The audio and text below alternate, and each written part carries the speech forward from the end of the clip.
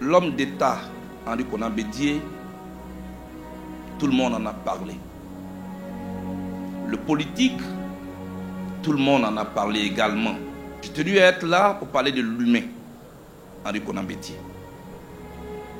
L'humain que malheureusement j'ai connu dans ces dernières années. C'est vrai, beaucoup peuvent s'interroger comment Charles Blé Goudé peut-il rendre hommage au président Henri Konan Bédié? Parce que quand j'étais étudiant, nos rapports avaient été tendus. Quand j'étais à La Haye, où j'étais en prison, l'homme politique en Côte d'Ivoire qui m'a le plus assisté, m'a témoigné solidarité africaine, c'était le président Henri Konan Bédié. Il m'a envoyé 2 délégations de haut niveau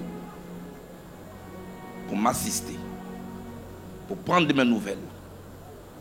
Au moins une fois par mois, mon téléphone sonnait. Et c'était la voix du président Henri Konan Bédié. Mon fils, comment tu vas? Tiens bon, ton pays t'attend. Voici ce qu'il me disait à chaque fois. Et ça me redonnait beaucoup d'espoir. Quand je suis arrivé ici en Côte d'Ivoire, en novembre 2022, j'ai été reçu à Daoukro par le président Henri Konan Bédié. Il m'a reçu à déjeuner. Il m'a reçu comme un père reçoit un fils qui sort de prison. Avec tout le rituel qui accompagne cela. Avec toute la symbolique qui accompagne cela. Comment pouvais-je être absent au moment où ce grand homme part et nous quitte, en nous léguant cette valeur de rassembleur d'hommes qu'il est, au-delà de son parti politique? C'est ça un homme. Le président Bédié a rassemblé au-delà de son parti politique. Il n'est pas un chef de clan, c'est un homme d'État. C'est ce témoignage-là que je suis venu faire. Mais le président Bédié était aussi un homme de pardon. Il pardonnait à ceux avec qui il n'a pas toujours eu de bons rapports. Et j'en suis un symbole. C'est ça aussi un homme d'État. C'est ce symbole-là qui nous lègue. Au moment où nous allons nous séparer de lui, mon souhait le plus ardent, c'est que tous, autant que nous sommes ici, qui depuis quelques semaines, j'allais dire depuis des mois, pleurons la disparition de notre père à tous, je voudrais qu'on maintienne et qu'on entretienne cet héritage d'homme rassembleur qu'il est. Pour qu'on puisse se rassembler autour de la Côte d'Ivoire. Pour que cet idéal dont il a toujours rêvé puisse se réaliser.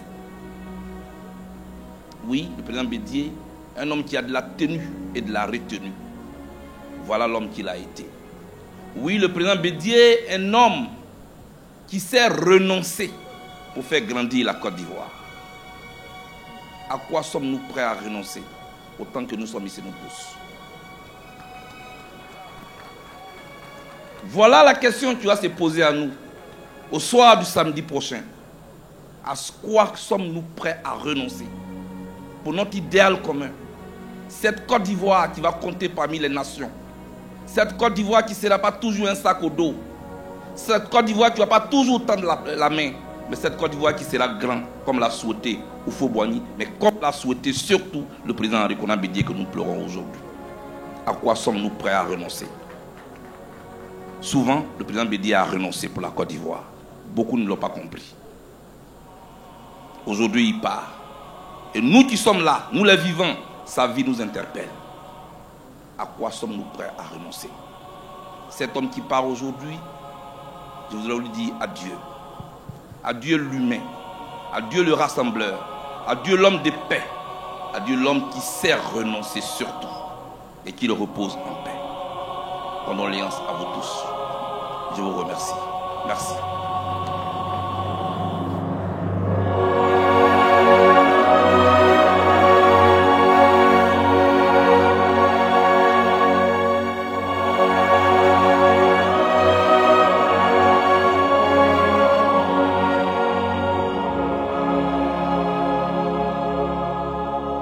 Population de Daoukro, je prends ici la parole au nom de mon parti, l'URD, pour partager ce chagrin qui vous accable et qui est aussi le nôtre, et il l'est à double titre.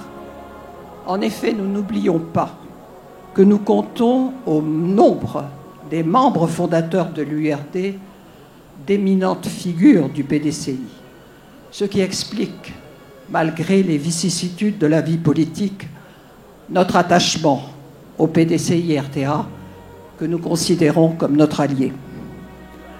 Nous sommes touchés, à double titre, disais-je, car nos familles sont très proches, en étroite relation depuis des décennies, et Alphonse Bony, mon père, avait une haute estime pour son jeune fils, Henri Conan-Bédier.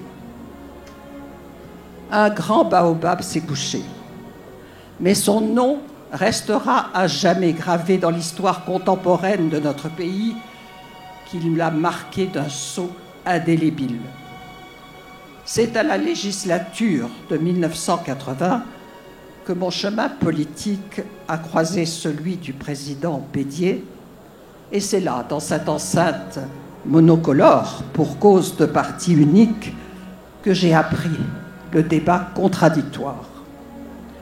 Au décès du président Félix Houphouët-Boigny, j'ai fait partie de ceux et celles qui ont accompagné le président Bédier dans sa prise du pouvoir.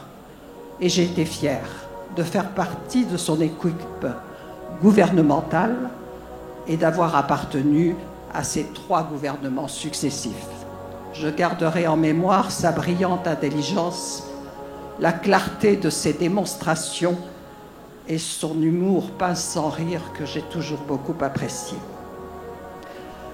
Je voudrais ici apporter mon petit témoignage à ce faux procès fait à Henri Conan-Bédier. Il s'agit du fameux concept de l'ivoirité.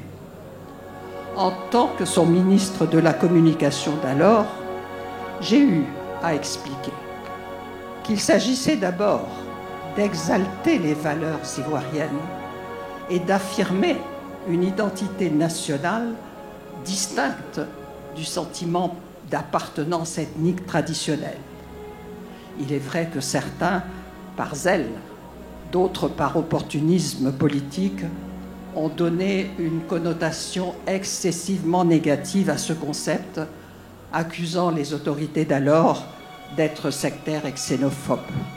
En fait, il s'agissait de créer, de donner une identité à un État-nation en construction, sans exclure qui que ce soit, je dis bien, sans exclure qui que ce soit.